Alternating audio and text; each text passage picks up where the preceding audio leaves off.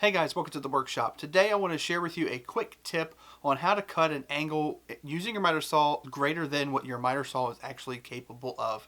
And I'm going to zoom you in on an example during a project that I'm actually working on right now. So what I just got done cutting was a 30-degree angle, and what I'm actually wanting to do now on the other side of this is cut a 60-degree angle, and of course my miter saw only goes to 50.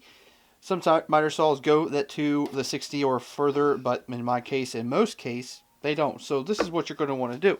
Grab a sacrificial board and lay it flat on your miter saw. Go to your 0 point. Now, you do want to make sure that from here to here, this is a perfect 90-degree angle.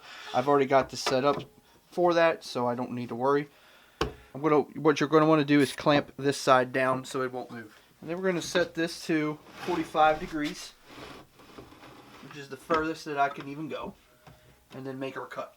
Just be mindful not to hit your clamp. Now with that cut, we're going to go back to our 90-degree angle. Take this board, do a little flippy-do, leave a little gap in between, and clamp this side down as well. Camera magic. So now, if you take your board and go up to here and cut your angle, you are gonna have a 45-degree angle in your board.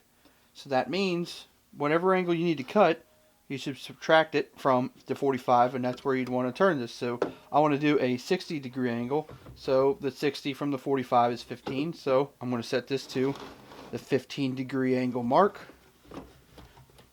And so now if I cut this angle, it will be 60 degrees. And there we have it.